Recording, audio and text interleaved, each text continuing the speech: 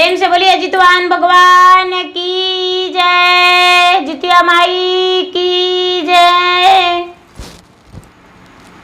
गुरु भाई बहना, मैं एक जितिया व्रत करने जा रही हूँ। कितना लोग जीवतिया व्रत कहते हैं, कितना लोग जीवित पुत्रिका व्रत कहते हैं और कितना लोग जितिया व्रत भी कहते हैं। जीवित पुत्रिका व्रत, जीवतिया व्रत और जितिया व्रत कई प्रकार के भाषा कई क्षेत्रों में बोलते हैं। तो गुरु भाई बहना, या तो जीवित पुत्रिका व्रत कहिए या जीवतिया व्रत कहिए या जितिया व्रत कहिए, व्रत वही है। जितवाहन भगवान का ये व्रत की जाती है और माँ अपने बच्चे की लंबे आयु के लिए भगवान से कामना करती है, विनती करती है और पूरा दिन पूरा रात माँ निर्जला रहती है। गुरु भाई बहना, जिनका बच्चे नहीं हैं वो भी व्रत ये रख सकते हैं, क्योंकि अपने बच्चे के मन्नत करके कि हे जितवाहन भगवान, मैं व्रत रखा हूँ, मेरा गोद भर दीजिए। जिन माँ को संतान नहीं होती है वो भी व्रत रख सकती है और बहुत सारे बहने को ऐसा करने से संतान की प्राप्ति हुई है और भगवान जितवाहन भगवान उसे खुश कर दिए हैं, गोद भर दिए हैं। तो चलिए गुरु भाई बहना, मैं बिना देर किए हुए आपको कथा सुनाने जा रही हूँ। गुरु भाई बहना, एक किसान थे और उनकी पत्नी थी। तो वो किसान दोनों आपस में पति पत्नी में बड़े अच्छा के साथ रहते थे दोनों। लेकिन वो जो किसान के पत्नी थी, बेचारी का कुछ ही दिन विवाहित जीवन हुआ था कि उसके पति इस दुनिया से चल बसे। किसी कारण, कोई बीमारी से या किसी तरह से भी भगवान, उसके नज़र से भगवान पति को दूर कर दिए और बेचारी विधवा हो गई। जब बेचारी विधवा हो गई तो उसका पेट में गर्भ था सिर्फ 7 दिन का, जो कि उस वक्त वो भी अनजान थी। उसे भी पता नहीं था कि मैं गर्भवती हूँ, उसे पता नहीं था। गुरु भाई बहना, उसका पति का मृत्यु हो जाने के बाद उसके सास, ससुर, गांव वालों, सारा लोग मिलकर उसे घर से निकाल दिए कि तू कुलच्छनी हो, मेरा घर से निकल जाओ, चला जाओ, क्योंकि तुम्हें आने से मेरे सिर ऊपर दुखों का पहाड़ टूट गया और मेरा बेटा इस दुनिया से चल गया। तू कुकर्मी हो, तू डायन हो, हत्यारन हो, तू मेरा बेटा का खा गई। गुरु भाई बहना, ऐसे कह के और उसे घर से निकाल दिए। जब घर से निकाल दिए तो बेचारी निकल गई घर से और नैहर में उसका, मायके में उसका भाभी भी सहारा नहीं दी। उसके मायके में भाभी भी बोली कि यदि अपना बहन के रखोगे तो हम घर त्याग देंगे, हम तुम्हारे घर नहीं रहेंगे। गुरु भाई बहना, वो बेचारी अभागिन विधवा स्त्री कहाँ जाती? रोड के किनारे एक झोपड़ी लगाकर और रहने लगी और उसी में गुजर बसर करने लगी। किसी के घर मजूरी करती, जहाँ तक के कि उसे कोई काम भी नहीं देते। कहते कि ये कुलच्छनी अभागन है, इसको काम हम कैसे देंगे, और उसे काम भी नहीं देते। वो बेचारी क्या करती? भीख मांगती और वैसे करके गुजर करने लगी। लेकिन धीरे धीरे गुरु भाई बहना, उसे पता चला कि मैं माँ बनने वाली हूँ। थोड़ा सा उसे खुशी था, लेकिन दुखी भी थी कि मेरा पुत्र होगा तो मैं उसे क्या दूंगी, मेरे पास आखिर है क्या, मैं भीख मांग के खा रही हूँ। इसी जमाने में मेरा भगवान क्या लिखा है मुझे पता नहीं, कि मैंने तो भीख मांग के खा रही हूँ, लेकिन मेरा बच्चे जब जन्म लेगा तो उसे क्या खिलाएंगे, क्या पिलाएंगे, कहाँ रखेंगे। लेकिन गुरु भाई बहना, इसके सहारे इसके पास ये भी अंदर हौसला था कि चलो कोई बात नहीं, मेरा पुत्र होगा या पुत्री मेरा सहारा बन जाएगा और उसके सहारे हम जी लेंगे। गुरु भाई बहना, धीरे धीरे बेचारी उस विधवा स्त्री को 9वां महीना पूरा हो गया। जब 9वां महीना पूरा हो गया तो एक पुत्र जन्म लिया। बेचारी पुत्र को पाकर बड़े प्रसन्न हुई और पुत्र के साथ अपना जीवन व्यतीत करने लगी। उसके सास ससुर को पता चला कि मेरा बहू का पुत्र जन्म लिया है, तो अपमानित करने लगी कि एक तो विधवा, दूसरे में उसका पुत्र कैसे जन्म ले लिया। लेकिन गुरु भाई बहना, वो बेचारी गलत नहीं थी, उसके पति का ही उसका बच्चा था। वो बच्चे के साथ जीने लगी। धीरे धीरे वो बच्चा बड़ा हो गया। जब बड़ा हो गया तो बच्चा इसके बहुत तेज था और प्रतिदिन वो बच्चा भगवान सूर्य देव का मंदिर जाता था। प्रतिदिन मंदिर जाता था और सूर्य देव से ही प्रार्थना करता था कि हे सूर्य देव, मेरे पिता को तो मुझसे दूर कर दिए, लेकिन मुझे इतना शक्ति दीजिए कि मैं माता के अपने पलकों पे बैठा के रखूं, कि जो कि मेरा माता मेरे नजरों के सामने कभी भीख नहीं मांगे। मुझे इतना ज्ञान दीजिए, इतना ज्ञान कि मेरी माँ मेरे सामने खुश रहे, मैं हर खुशी उसे दूं। गुरु भाई बहना, प्रतिदिन यही पूजा पाठ करता था। एक दिन का बात था कि बेचारी जितिया व्रत की थी। हर माँ जितिया व्रत करती है गुरु भाई बहना, तो बेचारी उस विधवा स्त्री ने भी जितिया व्रत की और जितिया व्रत करके और अपने बेटे से बोली, जो भी उसे 2-4 पैसे मिले थे, बोली कि बेटा इससे भगवान के पूजन के सामान ले आओ। गुरु भाई बहना, बेटा गया और नहाई खाई के दिन भगवान के भोग लगाने के लिए जो भी सामान माँ बोली वो ला दिया और ला कर दे दिया। बेचारी सरगी खाने के लिए स्नान की।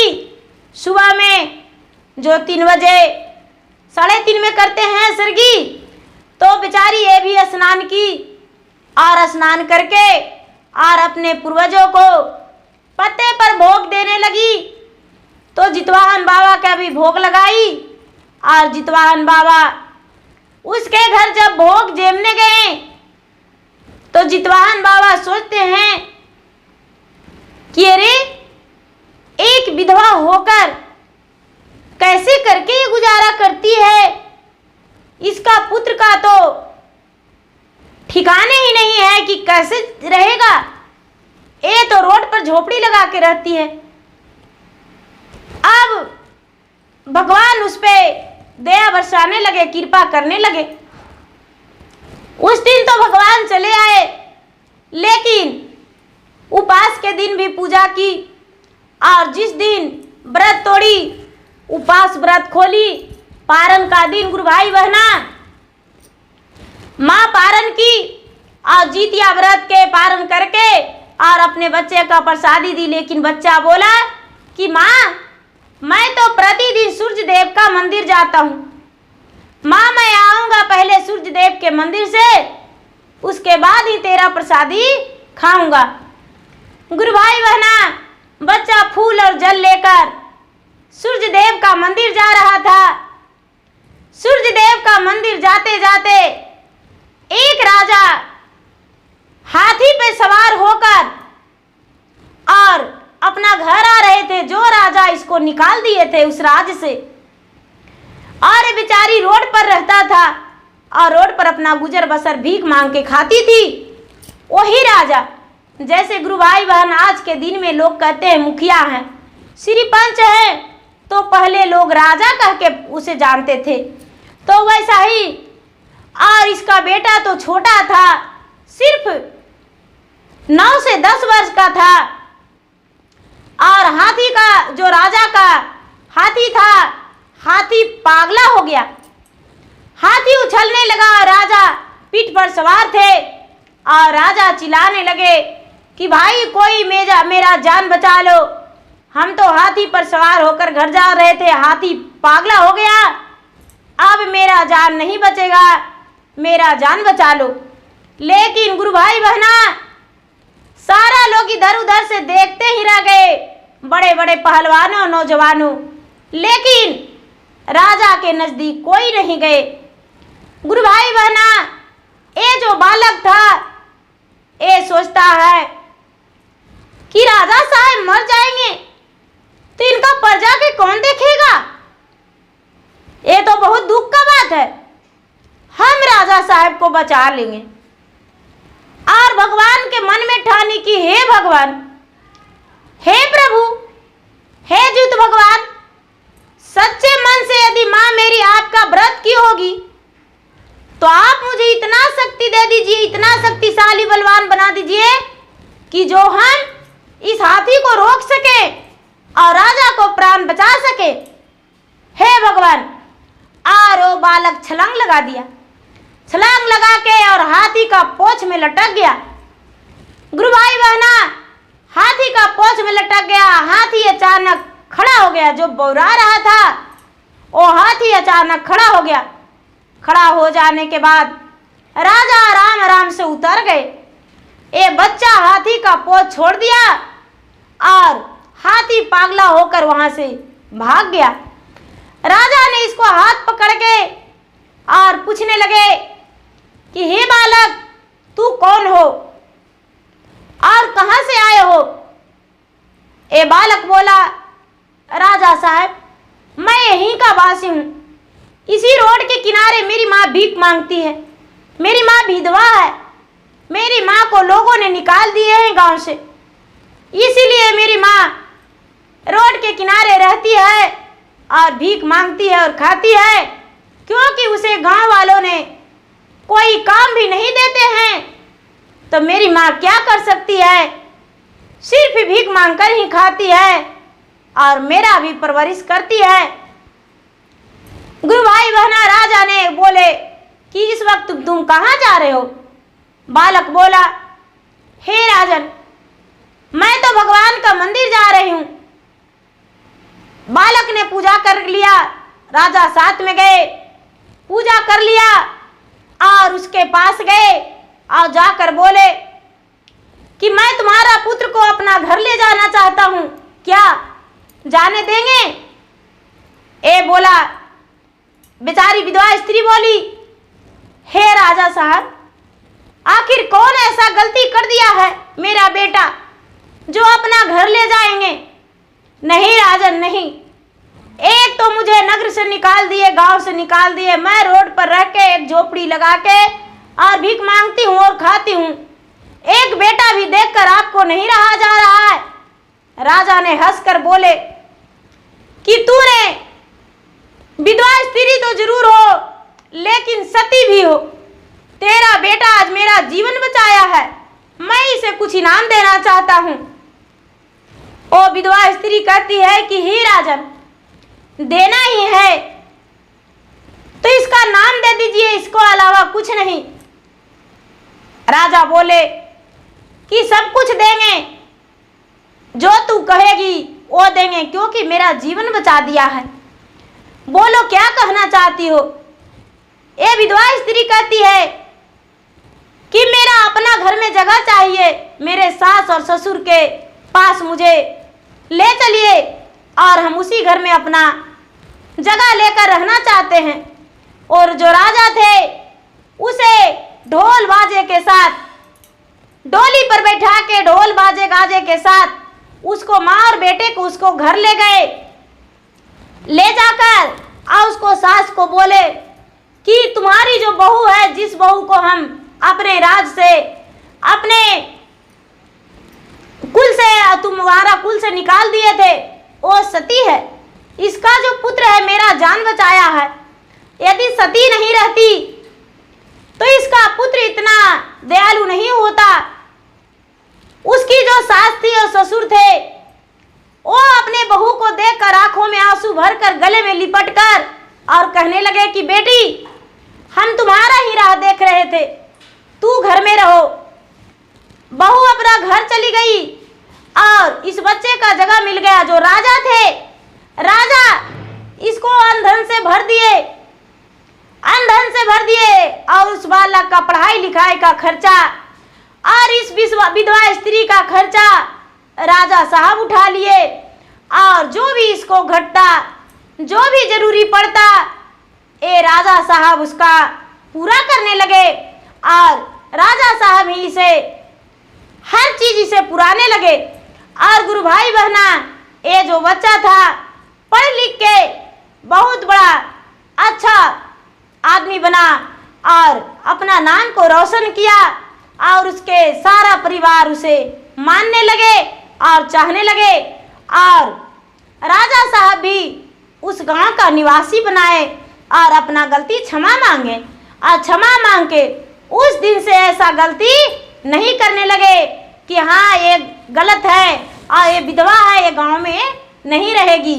क्योंकि ये तो भगवान का खेल निराला है। जो लिख दिए है भगवान किस्मत में, वो भला कैसे टल सकता है। तो भगवान उसे लिख कर भेजे थे, तो भला उसका कर्म का लिखा कौन मिटा सकता था। लेकिन बेचारी पति का सुख नहीं पाई, पुत्र का सुख पाकर इतना खुश हो गई, इतना खुश हो गई कि उसका संसार में सबसे बड़ा, सबसे ज़्यादा धनवान पुत्र मिला और गुणवान मिला। तो गुरु भाई बहना, बेचारी अपना पैर को डगमगाने नहीं दी। वक्त पड़ा तो भीख में मांग के खाई और अपने बच्चे का साथ नहीं छोड़ी। यदि बच्चे का साथ छोड़ देती तो उसका संसार में कुछ नहीं रहता। तो गुरु भाई बहना, सोचिए कि उसका सिर्फ 7 दिन के गर्भ था, उसके बाद भी उसी का भरोसे अपना गुजर बसर कर ली। ऐसा स्त्री होना बहुत मुश्किल है। तो गुरु भाई बहना, मेरा वीडियो अच्छा लगे तो इसे लाइक कीजिए, शेयर कीजिए, सब्सक्राइब कीजिए। और मैं इंस्टाग्राम पे भी हूँ, मैं फेसबुक पे भी हूँ। गुरु भाई बहना, मेरा फेसबुक पे फॉलो कीजिए, लाइक कीजिए, शेयर कीजिए। धन्यवाद।